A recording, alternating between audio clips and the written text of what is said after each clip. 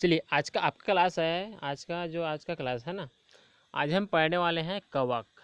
कल हमने कहाँ तक पढ़ा था? तो कल हमने ये कवक तक पढ़ा था और कवक से आज हम पढ़ना शुरू करेंगे। आज का जो हमारा अध्याय होगा, क्लास होगा, वह कवक से स्टार्ट होगा और हम कवक के बारे में जानेंगे।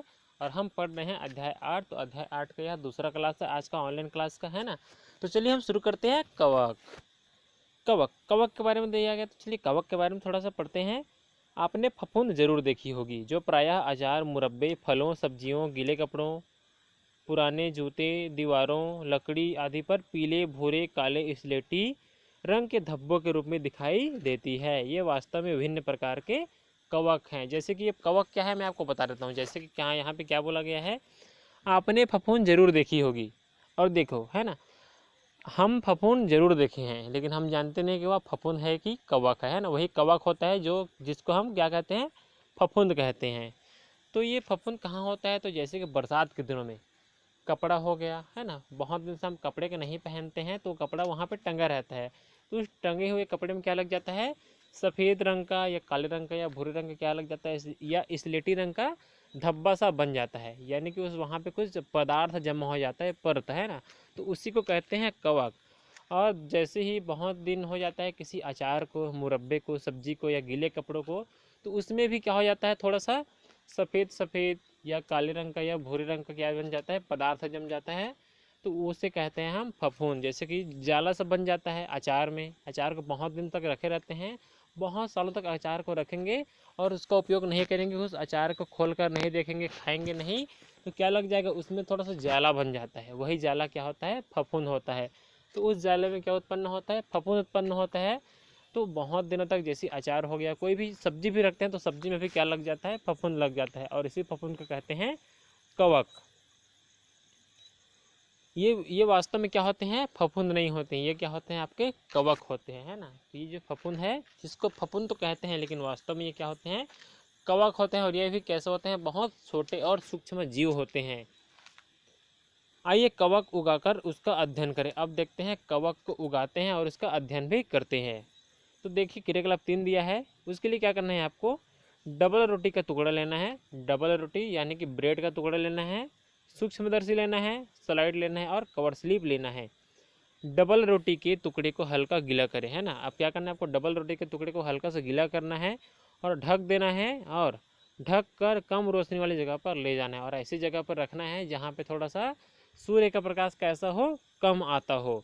4-5 दिनों के बाद इसे ध्यान से देखें, डबल रोटी के टुकड़े में जो अंतर दिखाई दे रहा है उसे कॉपी में नोट करें। और जैसे ही डबल रोटी में कुछ अंतर नज़र आएगा आपको, वहाँ पे क्या लग जाएगा, फफूंद लग जाएगा। जहाँ पे हम गीला किए रहेंगे उससे फैलते फैलते पूरे डबल रोटी में क्या फैल जाएगा, फफूंद फैल जाएगा 4 से 5 दिनों के बाद।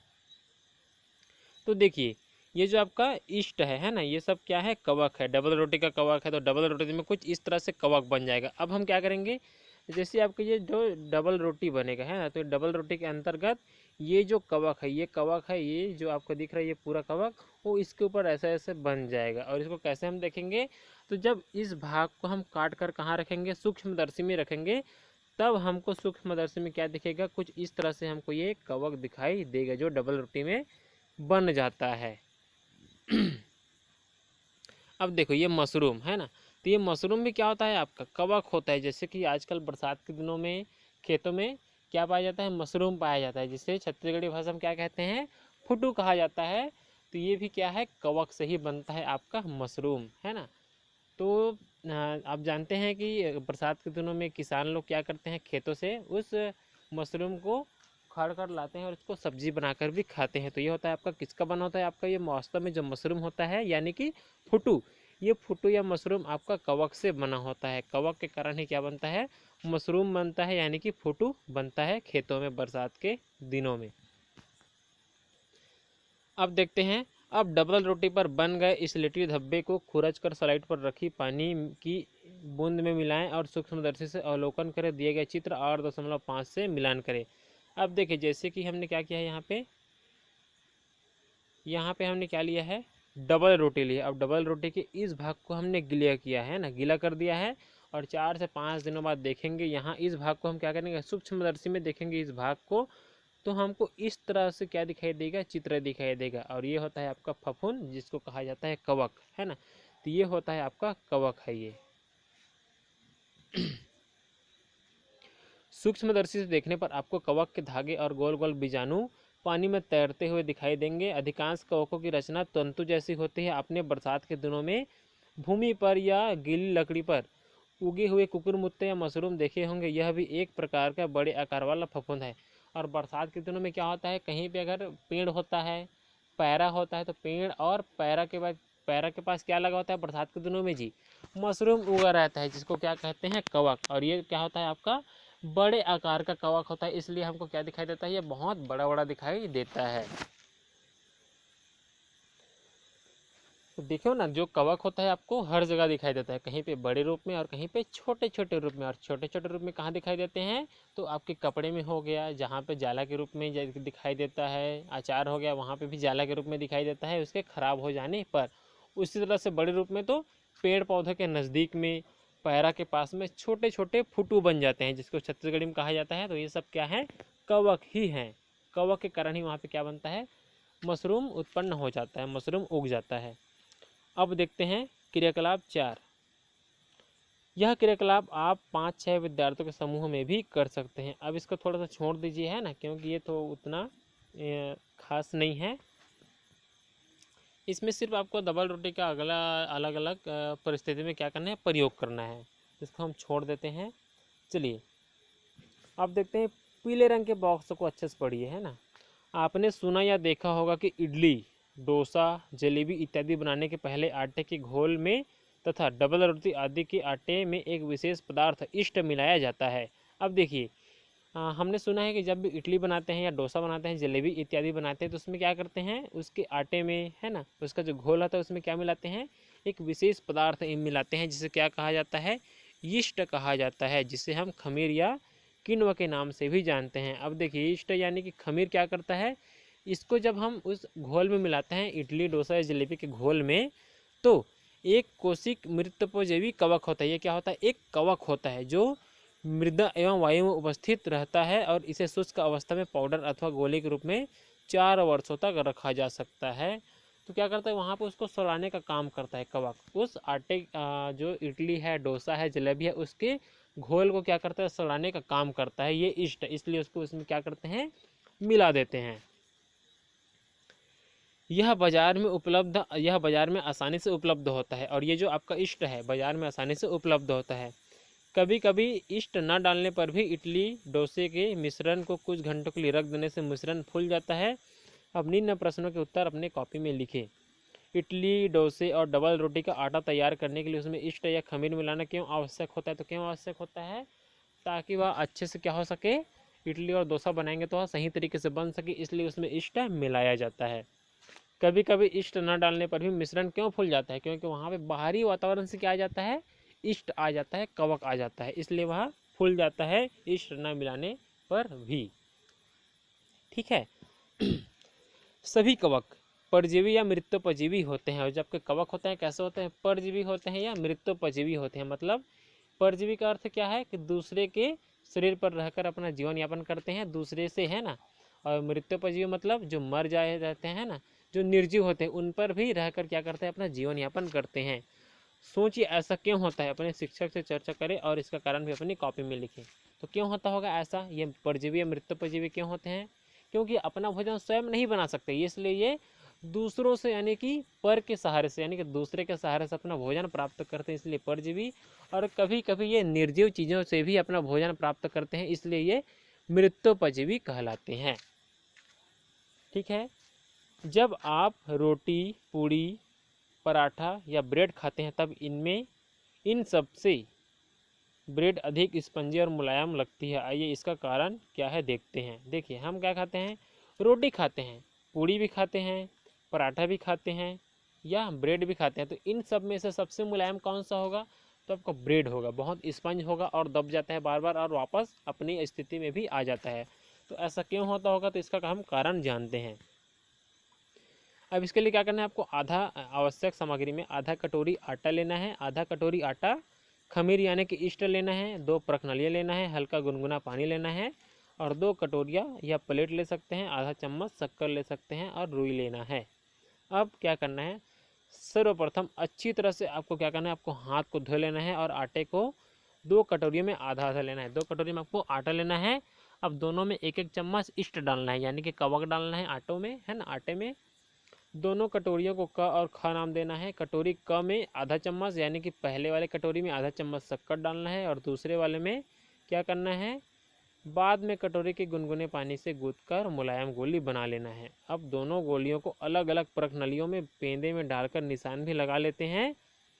कटोरियों के अनुसार प्रखनलियों पर भी क और ख नाम लिख देते हैं। प्रति 10 मिनट बाद अवलोकन कर दोनों प्रखनलियों में आटे की गोली की ऊंचाई क्या करते हैं के अनुसार निशान लगा लेते हैं। अब देखिए, जैसे कि हमने एक में क्या डाला है, शक्कर, और एक में क्या डाला है, हमने कुछ नहीं डाला है, सिर्फ गुनगुना पानी डाले हैं ना, और इसमें ईस्ट भी मिलाया है। तो देखिए, जिसमें हमने शक्कर डाला है वो बढ़ रहा है, और लेकिन जिसमें हमने शक्कर नहीं डाला है तो वह नहीं बढ़ रहा है। क्यों? तो इसका हम कारण देखते हैं। किस प्रणाली का आटा अधिक फूलकर ऊपर उठा, है ना। तो देखिए, किस प्रणाली का आटा अधिक ऊपर उठकर फूल उठा, तो आपका जिसमें हमने शक्कर मिलाया था उसका आटा बहुत ज़्यादा फूल गया। क्यों? क्योंकि यहाँ पे शक्कर मिलाया, तो शक्कर क्या किया है ना, शक्कर के साथ साथ हमने उसमें ईस्ट भी मिलाया था। याद रखिए, दोनों में ईस्ट मिलाया है, लेकिन एक में शक्कर और दूसरे में सिर्फ पानी मिलाया है। तो जैसे कि हमने क्या मिलाया, वहाँ पे शक्कर मिला, तो शक्कर को अपना भोजन किसने बनाया, ईस्ट ने बनाया, कवक ने अपना भोजन बनाया। और जैसे वह भोजन ग्रहण किया तो अपनी हाइट में वृद्धि की, यानी कि अपने ऊंचाई में वृद्धि की, और थोड़ा सा क्या हो गया, बढ़ गया। जैसे कि हमने इसमें शक्कर मिलाया है, तो उस शक्कर को क्या किया, ईस्ट ने खा लिया, और थोड़ा सा यहाँ पे क्या हो गया, बहुत बड़ा बन गया। इससे देखिए, इससे ज़्यादा ये बहुत बड़ा बन गया है। क्यों? क्योंकि उसको भोजन मिल गया शक्कर।